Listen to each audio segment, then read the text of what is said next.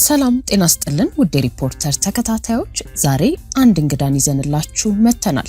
በኢህአዴግ ጊዜ በቀድሞ የደቡብ ብሔር ብሔረሰቦችና ህዝቦች ክልል የጠቅላይ ፍርድ ቤት ፕሬዝዳንት በመሆን ያገለገሉ ታዋቂ የህግ ባለሙያ ናቸው። በኢትዮጵያ የምርጫ ታሪክ በጉልህ በሚነሳው ምርጫ 1997 ዓ.ም ማግስት ተቀስቅሶ በነበረው ህዝባዊ አመጽ በመንግስት የጸጥታ ኃይሎች ተተኩሶባቸው የተገደሉ ሰዎችን ጉዳይ ለማጣራት በህዝብ ተወካዮች ምክር ቤት ተቋቁሞ የነበረ 11 አባላት የነበሩት አጣሪ ኮሚሽንን በበላይነትም መርተዋል። አቶ ፍሬህይወት ሳሙኤል ይባላሉ። አቶ ፍሬህይወት ይመሩት የነበረው ኮሚሽን 7 ወራት በፈጀ ምርመራ የተፈጸመውን የሰብአዊ መብት ጥሰት በግልጽ በማጣራት በመንግስት ኃይሎች ተፈጽሟል የተባለውን ግድያና አጠቃላይ የመብት ጥሰት ሪፖርት በማጠናቀቅ ለምክር ቤቱ ለማቅረብ ዝግጅት እያደረገ በነበረበት ወቅት በኮሚሽኑ የተጠናቀረው ሪፖርት በመንግስት የጸጥታ ኃይሎች ከመጠን ያለፈ ኃይል መጠቀማቸውን በግልጽ የሚያመለክት ነበር። በጊዜው የነበረው አስፈጻሚው የመንግስት አካል ግን ኮሚሽኑ ለምክር ቤቱ ሊያቀርብ የተዘጋጀውን ሪፖርት እንዲቀይር ሲጠይቅ እሳቸው ፈቃደኛ ባለመሆናቸው ሸሽተው ወደ ጀርመን ከዚያም ወደ አሜሪካ መሄዳቸውን ይናገራሉ። አቶ ፍሬህይወት በኢትዮጵያ ታሪክ ውስጥ በምርጫ 97 ማግስት ጥለው ባለፉት የማይረሳ አሻራ ምክንያት ለእውነትና ለህግ የበላይነት ዋጋ የከፈሉ ለትውልዱ ደግሞ ትልቅ ትምህርትንም ያስተላለፉ ናቸው ሲሉ ብዙዎች ያስታውሷቸዋል። በስደት ከሚኖሩበት አሜሪካ ሆነው የጻፉት ህገ መንግስታዊ ተቃርኖ የሚል ርዕስ ያለው በኢትዮጵያ ህገ መንግስት ዙሪያ የሰንደቅ ዓላማ፣ የመሬት፣ የአዲስ አበባና የድሬዳዋ ከተሞች አስተዳደር ጉዳይ፣ የክልሎችና የመንግስት አወቃቀርን ጨምሮ በበርካታ ጉዳዮች ላይ የሚያጠነጥነውን መጽሐፋቸውን ባለፈው ሳምንት መጀመሪያ የአሁንና የጠቅላይ ፍርድ ቤት የቀድሞ ፕሬዝዳንቶች፣ ፖለቲከኞች፣ የህግ ባለሙያዎች፣ የሀገራዊ ምክክር ኮሚሽነሮች፣ ምሁራንና ሌሎች በርካታ ተሳታፊዎች በተገኙበት በአዲስ አበባ ዩኒቨርሲቲ አስመርቀዋል። አቶ ፍሬህይወት ለንባብ ያቀረቡትን መጽሐፍ በተመለከተ ከሀገር ከመውጣታቸው በፊት የነበራቸውን ኃላፊነትና ለስደት የዳረጋቸውን ጉዳይ አስመልክቶ ከባልደረባችን ሲሳይ ሳህሉ ጋር ያደረጉት ቆይታ እንደሚከተለው ተጠናቅሯል። አብራችሁን ቆዩ። በውጭ ሀገር የምትኖሩ ኢትዮጵያውያን እና ለዓለም አቀፍ ተጓዦች ሁሉ ወደ ውድ ሀገራችሁ ለረፍትም ሆነ ለስራ ጎራ ስትሉ ባንካችን ከእሁድ እስከ እሁድ በሁሉም የሀገሪቱ አካባቢዎች የሚያገለግሉ ኤቲኤሞችን አዘጋጅቶ ይቀበላችኋል። በውጭ ሀገር ቪዛ፣ ዩኒየን ፔይ አሊያም ማስተር ካርዳችሁ በመላው ኢትዮጵያ ያሻችሁን በእጃችሁ በሸመታ ጊዜም ቢሆን በፖዝ ማሽኖቻችን ስትገለገሉ ግብይታችሁ አልጋ ባልጋ ነው። ምስጉን በሆነው አገልግሎታችን ገንዘቦን በፈለጉት ጊዜ ያገኙታል። በኢትዮ ዳይሬክት እንዲሁም ከ730 በላይ ታዋቂ ዓለም አቀፍ ባንኮች ጋር በተጣመረው ስዊፍት ኮዳችን ሲቢኢ ቴታ እና በሌሎች የገንዘብ ማስተላለፊያ መንገዶች በኩል እንድትጠቀሙ በክብር እናስታውሳችኋለን። በረጅም ጊዜ ክፍያና እጅግ አነስተኛ በሆነ ወለድ ለቤት፣ ለመኪና፣ ለግል ጉዳይ እና ለንግድ ሥራ የሚውሉ የብድር አማራጮችንም እነሆ እንላለን። የኢትዮጵያ ንግድ ባንክ ሁሌም የሚተማመኑበት ባንክ።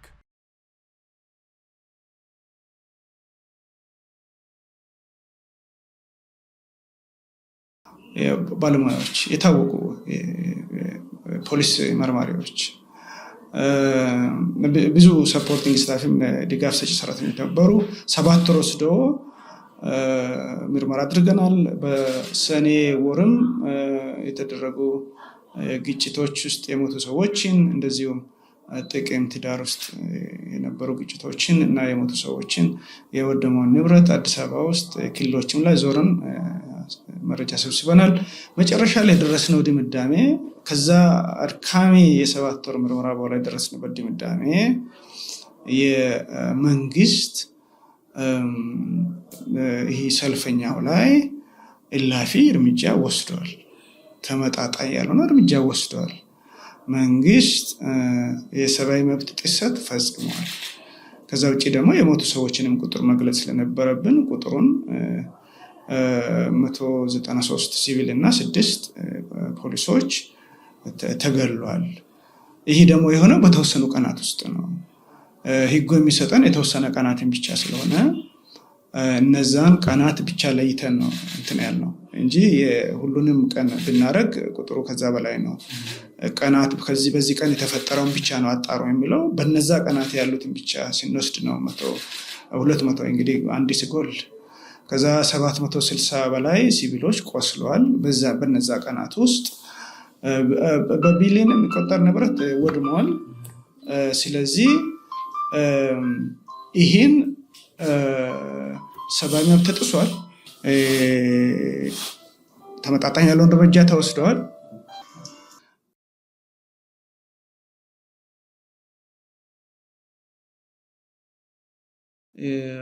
የሆነው ምንድነው? መንግስት በወቅቱ የወሰደው እርምጃ ተመጣጣኝ አይደለም። እላፊ እርምጃ ወስደዋል። ሰዎችን አለግባብ ገሏል። ሰብአዊ መብት የተጣሰበት መንገድ ዘግናኝ ዘርዝረናል። ይህን ካረገ አጠቃላይ ነገሩ ተመጣጣኝ አይደለም፣ ሰብአዊ መብትም ተጥሷል ካልን በኋላ ይህን ንብረት ወድሟል ካልን በኋላ መንግስት ቀይሮ አልስማማም አለ። እና ቀይሮ አልስማማም አለ። እኛ ደግሞ አንቀይርም አልን። እንግዲህ እንደ ሰብሳቢነቴ እንደ መንግስት ተሿሚነቴ ጫናው እኔ ላይ ከባድ ነበር። አልቀይርም፣ ቀይሩ አልቀይርም፣ ቀይሩ አልቀይርም እየገፋ መጣ። ቀይሩ በቃ አልቀይርም። ምክንያቱም አንቀይርም እኔ ብቻ አይደለሁም፣ እኔ ላይ ጫና ሌሎችም ላይ ጫና አለ። ግን ሁለት ሰዎች ውሳኔ በምንሰጥበት ቀን 11ኛው ሰውዬ ከመጀመሪያም ጀምሮ የተወሰነ መጥቶ ብዙ መሳተፍ አልፈለገም። በሱ ምክንያት ኮሚሽኑ ስራው ከሚጉላላ ብለን ነው የቀጠልነው። 10 ሰው ከ10ሩ 8ታችን ነን። ተገቢ አይደለም አሁን ያልኩትን ያህል ነው ማለት ነው። ይህን ካልን በኋላ 8ታችን ካልባል 2ቱ ደግሞ ተገቢ ነው፣ መንግስት የወሰደው እርምጃ ተገቢ ነው፣ ከዚህ ከቁጥሩ ውጪ አንስማማም አሉ። ቁጥሩ የሚትቀይረው አይደለም፣ ሞተዋል ነው፣ ንብረቱም ችሉ ችግር የለም፣ አንስማማም አሉ። 2ቱ ካልተስማሙ መብታቸው ነው። በዛ መልክ ሪከርድ ተደርገዋል፣ ቪዲዮ ተነስቷል፣ የድምፅም የቪዲዮም ሁሉ ነገር በጣም በጥንቃቄ ነው ሪከርድ የተደረገው። በእጅ ይጻፋል፣ ቪዲዮ ይቀረጻል፣ ድምፅ ይቀዳል። አልተስማሙም። እኛ የነሱን አክብረን ውሳኔያችንን መጻፍ ቀጠልን። ከዛ ይሄ መወሰኑን ወዲያው ሌሊት ነው የወሰንነው። ከእኩለ ሌሊት በኋላ መንግስት መረጃ ነበረው። በቃ ከባድ ጫና ተፈጠረ።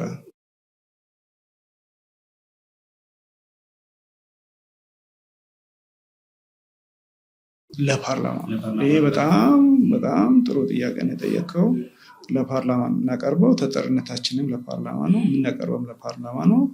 ግን ይህን ነገር የፈጸመው አስፈጻሚ ስለሆነ አስፈጻሚውን በዓለም አደባባይ፣ በፓርላማ አደባባይ፣ በኢትዮጵያ ሕዝብ አደባባይ ልናዋርደው ነው።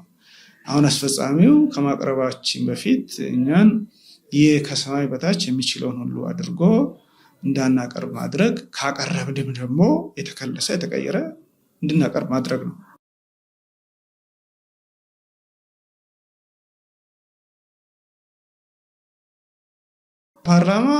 የፓርላማ የተወሰኑ ተቃዋሚዎች ነበሩ በወቅቱ። ብናቀርብ እኔ መንግስት ዝም ብሎ በአማርኛ በእንግሊዝኛ ትርጉሙን ወደ አማርኛ መቀየሩን አልቻልኩትም። ፓኒክ የሚባል ነገር ፓኒክ ድንጉጥ መሆን አይደለም፣ ዝም ብለ የድንጉጥ ተሸባሪ ሆኖ ነው እንጂ እኛ ፓርላማ ብናቀርብ ሰማይ አይፈርስም፣ ምድር አይንቀጠቀጥም። ሁለተኛ እኛም አቀርበን እንግዲያው ስህተት ተፈጽመዋል እንተራረም እንዴት እናርም ቢባል እውነት ለመናገር እኔ በግሌም ኮሚሽኑን ለማገዝ እርቅ እንዲፈጸም ካሳ እንዲደረግ፣ ሰዎች እኮ እንደው ካሳ የሞተባቸውን ሰዎች በብር ለመበሽ በምን አይደለም ነገሩ፣ ሶሪ ይቅርታ፣ በዚህ አጋጣሚ ጥፋት ተፈጽመዋል ብሎ ማስረዳት ነው። የኢትዮጵያ ሕዝብ በሌላ ቢታማ እንጂ በይቅር ባይነት አይታማም። በታሪክ የኢትዮጵያ ሕዝብ በይቅር ባይነት ታምቶ አያውቅም። ወደፊትም የሚታማ አይመስለኝም። ይቅርታ መጠየቅ ነው፣ ምንም አይደለም። የፈጸምነው ትክክል ነው፣ ትክክል በሉልን። የገደልነውን ትክክል በሉልን፣ የገረፍነውን ትክክል በሉልን፣ ሰዎችን ጣት የቆረጥነውን ትክክል በሉልን ተደርጓል። ይሄ እየተጎተተ ያለ ሃይ ባይ ሰዎች እንደፈለጉ ቤተሰብን 1 2 3 የፈለጉትን ሰዎች የገደሉትን ትክክል በሉልን። ይህን ትክክል ካልን ምኑ ላይ ነው ህግ የበላይነት የቱ ጋር ነው? ይህ ትክክል ሊሆን አይችልም።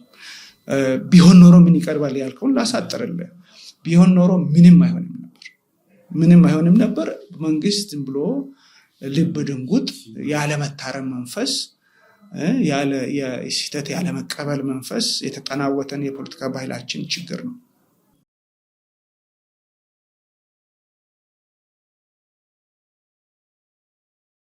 እኔ ከሀገር የወጣሁት እኔ ሊወጣ በእውነት ሀሳብ እዚህ ሀገር ለመኖር ለመስራት እኔ ኢትዮጵያን ሀገራችን ነው ብዬ ንጹህ የሆነ የአርበኝነት ስሜት ያለኝ ሰው ነኝ።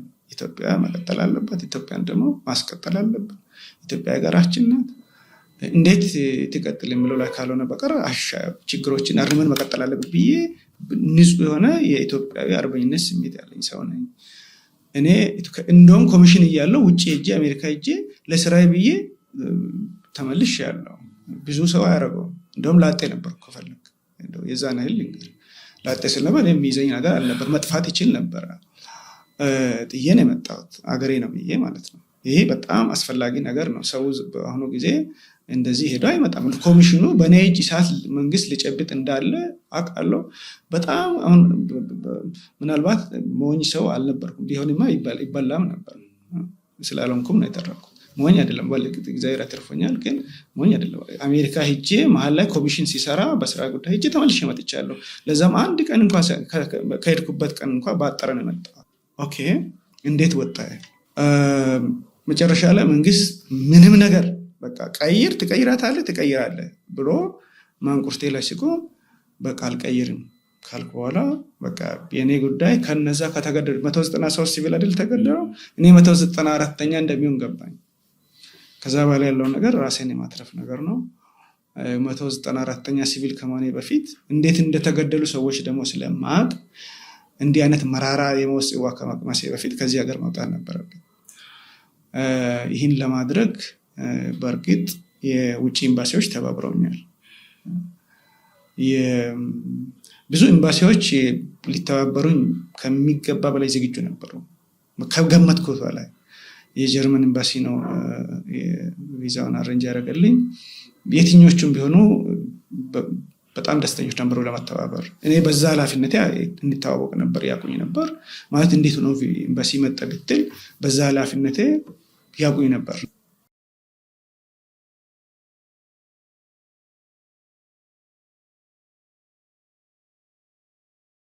ክትትል በደንብ ያደረጉ ነበር።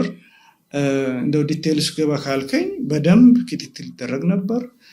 ሊወጣ ወሳኔ በሰጠነው 10 ምናምን ቀን ውስጥ ነው የወጣሁት። አይ ቲንክ ከሳምንት በላይ አይደለም። ኤኒዌይ ውሳኔ ከሰጠ በኋላ የሰርግ እንትን ነበረኝ። እኔ አገር ሰላም ውሳኔ ሰኔ ምናምን ላይ ሰጠን። ከዛ ሐምሌ 12 ላይ 8 ሐምሌ ወር መጀመሪያ ላይ ሰርግ ይዣለሁ የራሴን ማለት ነው። ስለዚህ ለእኔ መንግስት ነው፣ ስርዓት አለ፣ ህገ መንግስት አለ። እኔ ፍርዴን እንደ ማንኛውም ዳኛም እየፈረድኩ ስለከረሙ ፍርዴን መንግስት ይቀበላል። ባይቀበልም እንነጋገራለን ብዬ ትንሽ እየዛጋ የዋይነት ያጠቃኝ ይመስለኛል ብዬ አስቤያለሁ። ግን በምንም መልኩ ሰርጉ ቀርቶ ምንም ሰማይ ምድሩ ዝቅ ብል ከፍ ብል የተገደሉትን ሰዎች ትክክል ነው ግን እንደማልል ግን እርግጠኛ ነበር። ከዛ ከሰርጉ በኋላ በሳምንቱ ከውሳኔው በኋላ በሳምንቱ ሰርግ ነበር የመሰላቸው። ይህ ሰውዬ ተረጋግቶ ደው ከወሰነ በኋላ እያገባ ነው፣ ሰርግ ልል እየተባለ ነው፣ የት ይሄዳል ብሎ ገምተዋል። ሁለተኛ ደግሞ በጣም ቁጥብ ነኝ። ብዙ ስለማላወራ ምን እንዳሰብ ምን እያልኩ እንዳለ ብዙ አያውቅም።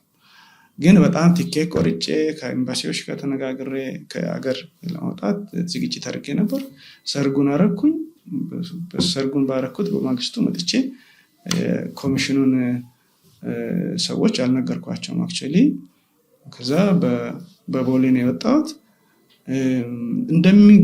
ሊሸሽ እንደሚችል እንደሚገምቱ ጠርጥሬያለሁ። ስለጠረጠርኩ ኤርፖርትም እንደሚይዙኝ ጠርጥሬያለሁ። የመጨረሻ በእርግጥ እኔ በጽኑ እግዚአብሔር ላይ አማኝ ነኝ። በዚህ ደረጃ ሽፍታነት ተሰርቶ እግዚአብሔር ካልተከላከለኝ እንዴት ነው ብዬ ማምን ሰው ነው። መከላከልም አለበት ካልሆነ እሱም ሌላ ኢህአዴግ ነው እንግዲህ እግዚአብሔር በዚህ አይነት ሁኔታ መከላከል አለበት ብዬ አምናለሁ። ጽኑ እምነት አለኝ። እውነት ለመናገር ውርርዴም ከፈጣሪ ጋር ይሄ ማለት የምናምነው እንግዲህ ከትራፊክ ግጭት ብቻ እንዲጠብቀን ብቻ አልመሰለኝም። አንተም እግዚአብሔርን በሃይማኖት ሲታመን ካመንክ እስከ ጥግ ነው ማመን ያለበት። እኔ አምን ነበር። ከዛ ውጭ ያልፎ ደግሞ እግዚአብሔር ከፈቀደ እሱን ደግሞ መቀበል ነው። የሱ ውሳኔ ነው። እዛ ውስጥ እኛ የምንከራከረው ነገር የለም። ግን መጨረሻ ደግሞ እንደ ሰው ማድረግ ያለብኝ ያደረኩትን ነገር ኤርፖርት ከመብረሬ በፊት የደህንነት አንዱ ባለስልጣን ጋር ቀጠሮ ነበረኝ። ይሄ ደግሞ ሆን ብዬ ነው ያደረኩት። እዚህ ጊዮን የተቀጣጠር ነው። አሁንም በህይወት ያለ ወልደ ስላሴ ዩኒቨርሲቲ ያስተምራል። ወልደ ስላሴን ቀጠሬው ነበር ወደ ቦሌ ከመሄዴ በፊት። ስለዚህ ይህን ያደረኩት እኔ ላይ የተመደቡ ደህንነቶች ከአለቃቸው ጋር ስላለው ፋታ እንዲሰጡኝ ነው። ከአለቃቸው ጋር ያለው እኔ ላይ አንዣብጉም። የደህንነት አሰራር አይፈቅድም። ከሳቸው ጋር ከአቶ ወልደ ስላሴ ጋር ከሳቸው ጋር ቁጭ ብዬ እያወራሁ በረራው ሰዓት እስኪቀርብ ድረስ ጠበቅኩኝ። ያ ፋታ ይሰጠኛል። ወልደ ስላሴ አይ ከኔ ጋር ነው ብለው የሚነግሩ ይመስለኝ። የት ገባ ካሉም እሳቸው የሚነግሩ ይመስለኛል። ከዛ ቀጥታ ነው ወደ ቦሌ ሄድኩት። መሀል ላይ በእርግጥ የሚቀባበሉ መኪናዎች ነበሩ። ቦሌ ከሄድኩ በኋላ ሲሜ ሊስት ላይ እንዳያመልጥ ተብሎ አልገባም ወይ ገብቶ የሆነ ነገር አላውቅም። አሁን ማብራራት ይከብደኛል። ግን እዛ ጋር ምንም አለፍኩኝ።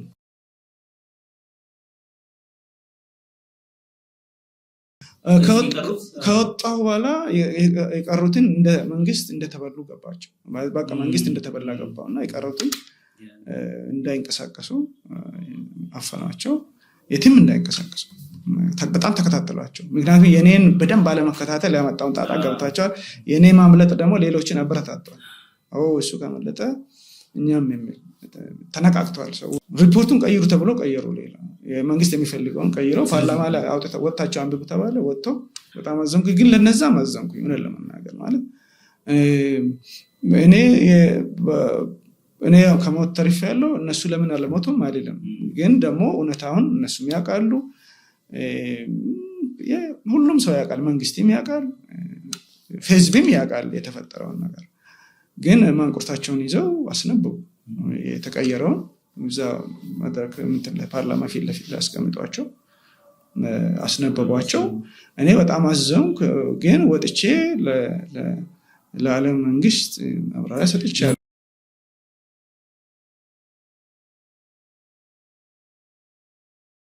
ጀርመን ነው የወጣሁት። ጀርመኖች ናቸው ያገዙኝ። ጀርመን ወጣሁ። ጀርመን ላይ ያለው ማብራሪያ ሊሰጥ ነበር። ኦልሬዲ ጀርመን ላይ ያለው ነው ይህን ነገር የተደረገው። እዚህ ቀይሩ ተብሎ የተነበበው ሊሰጥ ሲል አሜሪካኖቹ እዛ ኦልሬዲ ነገሩን ካብራራ እኛ ጋር መተን ማስረዳት ምን ይጠቅማል? ድግግሞሽ ምንም የሆነው ሁለተኛ የምንፈልገውንም ነገር ለመጠየቅ አይመቸንም አሉ። እሺ ብዬ አውሮፓ ውስጥ አልተናገርኩም። አውሮፓ አሜሪካኖች በኤምባሲም በኩል በኮንግሬስም በኩል ስቴት ዲፓርትመንት በፍጥነት አሬንጅ አድርገውልኝ ወደ አሜሪካ ሄድኩኝ። ሚስቴን እንደው ኪዩሪዮሲቲ እንዳይዚ አንባቢውንም እኔ ይዤ አልወጣሁም። ምክንያቱም እኔ ይዘው ቢገርፉ ሚስቴ እንድትገረፍ አልፈልግም። አትሊስት ሙሽራ እንድትገረፍ አልፈልግም። ደግሞ እንደው ያለ አይደለም ነውርም ነው። ባገባው በሳምንቱ አስገርፌ እሷን ትቼ ነበር የሄድኩት። ግን ጀርመኖቹ በራሳቸው ፓስፖርት ምን ጨርሰው ምንድነው ቪዛውን ጨርሰው በወሩ እኔ ጋር እንደውም በቀናትም ሊልኩ ነበረ። እዛ እስኪመቻች ጠብቀው ላኩልኝ። እሷን ማለት ነው ወደ ጀርመን። ቀጠሮ ተይዞ ነበር ኮንግሬስ ላይ ምስክርነት ሰጠው። የሆነው ይሄ ነው። እዛ የተነበበውን እርሱ እዛ ከወጣው በኋላ እነዛን ማንቆታቸው ላቆመ የሚያስነብቡትን እሱን ረጊዜ እርሱ ዝም ብሎ ፌክ ነው፣ ውሸት ነው፣ እውነተኛው የተፈጠረው ይሄ ነው ብዬ ነገርኩኝ። ስቴት ዲፓርትሜንትም ጠርተውኝ ነበር፣ ነገርኩኝ። እኔ ከእንትኑ አልወጣሁም፣ ፖለቲሳይዝም አላረኩም። ይሄ ነው የሆነው፣ የተገደለው ይሄ ነው፣ የተፈጠረው ይሄ ነው። በቃ ሪፖርት እዚህ የሀገሬ ሰው በአማርኛ የሀገራቸው ሰው ለሀገሬ ሰው ማቀርበውን ነገር ለሌላ ሀገር ሰው እንዳቀርብ ተገደድኩ ማለት ነው። ይሄ በጣም በታሪክ አንድ አሳፋሪ ነገር ነው። የሀገሬን ጉዳይ መናገር የሚችልበት እድል ተከልክዬ ሌላ ጋር እጄ እንዳስረዳ የተደረጉበት ይሄ በተወሰነ ደረጃ ሀገራዊ ውርደትም ነው። ባለስልጣን ነበሩ ግን ኢትስ አንፎርቹኔት ወይ ያደረጓቸው ነገሮች ነበሩ። ሆነ ለመናገር ያ ነገር ብዙ ሚዛን አሳጥተዋል የኢትዮጵያ መንግስት። ይሄ ዝም ብሎ እንደዚህ ነኝ ብለው ይሄ ሰብአዊ መብት ላይ ብዙ ነገር የሚቀጥፈውን አደብ ገዝተዋል ማለት ዛጋ። እኔ እንደውም ተቆጥቤ ነው ማሳስረዳ ብዙ ሰውን አልነካም፣ የሰው ሲብን አልነካም። ጠቅላይ ሚኒስትሩንም ቢሆን አከብራቸዋለሁ፣ ብዙ ነገር አልናገርም። ሆነ ለመናገር በሲሙ እንደው አንስቼ እሳቸው መናገሬን አይዳውት እስካሁንም አልናገርም። ግን በዚህ ጉዳይ ላይ ሰብአዊ መብት መንግስታቸው ጥሷል። ይህን በየጊዜው አስረዳ ስለነበረ እዚህ ያለው መንግስት ይቺ የምትመጻደቀውን ነገር አደብ ገዝቷል። በቃ እንደዚህ ነው በቃ ራሳችን የሆነውን መሆን የምንችለው ከሆነው ውጪ ይህንን የምንለውን ነገር አደብ እንድንገዛ አድርገናል። ሆነ ለመናገር እኔና ጓደኞቼ ከዚህ የተሰደድ ነው እዛ ባለንበት እንደው እየቆጠብኩ ገልጬ እንደሆን እንጂ እንደዚህ ነን በቃ ሰብአዊ መብት ተከብሯል፣ ዲሞክራሲ አብቧል፣ እንደው በቃ በአፍሪካ ቀንድ ማለፊያ ሆነናል የሚለውን ነገር አደብ እንዲገዙ ተደርገዋል።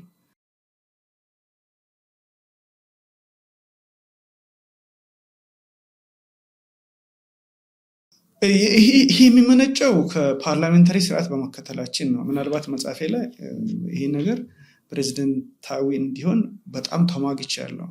ምናልባትም በጣም በጠንካራ ሁኔታ ተሟግቻለሁ። ይህን ያነበበ ሰው አንብቦ ሲጨርስ ይህን ቻፕተር ፕሬዚደንታዊ መሆን እንዳለበት ካነበበ በኋላ ፓርላሜንታሪ እንዲሆን ፈልጋለሁ የሚል ከሆነ ስልኬን የውጭ ሀገር ሰጣለሁ፣ ከኔ ጋር ይሟገት። እኔ ማሳመን ከቻልኩኝ፣ ካልቻልኩኝ ደግሞ መጽሐፌን ቀይሬ አሳትባለሁ። ያን ቻፕተር የፓርላሜንታሪ ብዬ በጣም ይህ ችግር የሚመጣው ከፓርላሜንታሪ ስርዓት ውስጥ ነው። ፓርላሜንታሪ ስርዓት ውስጥ ተመርጠህ ፓርላማ ከገባህ በኋላ ነው ፓርላማ ነው አስፈጻሚውን የሚወልደው። የኢትዮጵያ ሕዝብ አስፈጻሚውን አይወልድም። ፕሬዚደንሻል ሲሆን ግን ፓርላማውን ለብቻ አሚጠት ይወልድና ለብቻ ደግሞ በዚህ በኩል ዞር ብለህ አስፈጻሚውን ትወልዳለህ። አስፈጻሚ ፕሬዚደንት ይባላል። አሁን ከአንድ ማይፀን ውስጥ ሁለት ከኢትዮጵያ ሕዝብ የምርጫ ማይፀን ውስጥ ሁለት አካላት ይወለዳሉ፣ አስፈጻሚና ፓርላማ። ፓርላሜንታሪ ስርዓት ውስጥ ግን የኢትዮጵያ ሕዝብ ፓርላማውን ብቻ ይወልድና ወደ ቤቱ ይሄዳል። ፓርላማ ነው አስፈጻሚውን የሚፈጥረው ከራሱ ውስጥ። ፕሬዚደንታዊ ስርዓትም ውስጥ ፕሬዚደንቱ ከሆነ ፓርቲ ሊመጣ ይችላል። እንደዛም ሆኖ ግን የሚመረጠው በሁሉም ኢትዮጵያ በሁሉም ሕዝብ ስለሆነ ተጠርነቱ ለዛ ፓርቲ ሳይሆን ለሕዝብ ስለሚሆን በሆነ ፓርቲ ሊደገፍ ይችላል። ይሄ ማለት ከሌላ ፓርቲ ሰው ድምፅ አልሰጠውም ማለት ነው። ፓርላሜንታሪ ስርዓት ላይ ግን ከሌላ ፓርቲ ድምፅ መስጠት አትችልም ለአስፈጻሚ። እንደውም ፓርላማ ውስጥ ድምፅም አሰጥም ይሰይማሉ ነው የሚለው። ቤታቸው ወስነው በዚህ የኢትዮጵያም እኮ ፓርላማ ውስጥ ለጠቅላይ ሚኒስትሩ ድምፅ እኮ አይሰጥም። ፓርላማ የራሳቸው ቤታቸው ፓርቲ ጋር ወስነው አምጥተው ይሰይማሉ ነው የሚለው። ይኸው አስፈጻሚ መርጠንላቸዋል ብለው በፓርላማ በኩል ያሳውቃሉ ነው እንጂ የሚለው የኢትዮጵያ ሕገ መንግስት ፓርላማ ውስጥ እኮ እጅ አንሱ ተብሎ እንትና አስፈጻሚ አይመረጥም። እንደዛ ቢሆንማ እጅ ሲያነሱ ተቃዋሚዎችም ተቀላቅለው ያመጡ ነበር። ስለዚህ አሁን እንዳልከው የአንድ ፓርቲም ቢሆን እንኳ የአንድ ፓርቲ እስረኛ አይደለም። የአንድ ፓርቲነቱ ለየትኛው ይወግናል በፖለቲካ ረገድ የሚለውን የሚያሳይ እንጂ የዛ ፓርቲ እስረኛ፣ የዛ ፓርቲ ተጠሪ፣ ያ ፓርቲ ሲፈልግ የሚያወርደው ሲፈልግ ከፓርቲነት አስወግጄ ያለው የሚለውና የሚያሳቅቀው አይደለም። ዝም ብለህ እሱ ከዚህ ወገን ነው የመጣው ለማለት ካልሆነ በቀር ቁጥጥሩ የላቸውም። ከፈለገ እኮ ፕሬዚደንት ከሆነ በኋላ እኮ ትቼ ያለው ብልህ ምንም ማድረግ አይችልም። እዚህ ግን አትችልም። አምባገነን እንዳይሆን የተለያየ ስርዓታዊ ትብታብ ዙሪያ ላይ አጥር ሊታጠር ይገባል። የአሜሪካኖቹ በተወሰነ ደረጃ የተደራጀ ዴሞክራሲያዊ ስርዓት አለን ብለው ስላሰቡ እንደዚህ አይነት አፈንጋጭ ይመጣል ብለው ያሰቡ አይመስለኝም። ይህኛው በአነጋገር አፈንጋጭ፣ በሁሉ ነገር አፈንጋጭ ማለት አንዳንዴ አንተ አሁን ቤተክርስቲያን ውስጥ ቤተ መቅደስ ውስጥ የጳጳሱ ባሉበት አንዱ ቄስ ቁርአን ይዞ መጥቶ ያነባሉ ብለህ አታስብም። ስለዚህ አሁን የኦርቶዶክስ ሕግ ላይ ሄደ ቢታይ ቀኖና ላይ ቢታይ የትኛውም ቄስ ጳጳሱ ጋር ቁጭ ብለን ባለንበት ቁርአን ሊያነብ አይችልም የሚል አታገኝም። ለምን እንደሌለ ልንገርህ። አይታሰብም። ሕጎች የሚወጡት እኮ የሆነ ነገር ታሳቢ አድርገው ነው። አይ ቲንክ አሁን ችግር የገጠመው የጠቀስከው ሀገር እንደዚህ አይነቱን ለማስተናገድ የታሰበ አይመስለኝም። ማለት የሚናገረው ነገር የቀድሞ ፕሬዚደንቶችን ባልና ሚስትን የቺምፓንዚ አንገት አርጎ በራሱ አካውንት እንደዚህ ይለቃል ተብሎ አታስብም። ማለት እሱን ሰው የጨዋ ልጅም ያደርጋል ብለህ አታስብም። እነዚህ ነገሮች ይመስለኛል የኛ ማይፀን የሚወልደው ይሄን ነው እያሉ ስለከረሙ ይሄን ሸጋውን ነው እያሉ ስለከረሙ እንደዛ አይነት አፈንጋጭ ሲወለድ ለያዥ ለገናሽ አስቸግሯል። ያዥ ገናሽ ደግሞ በሂደት የሚፈጠር ነው። ምናልባት የሚቀጥለው ስርዓት ላይ እንደዛ ነገር እንዳይፈጠር ሊያደርጉ ይችላል ይሆናል እንጂ ያልከው ስጋቴ ትክክል ነው።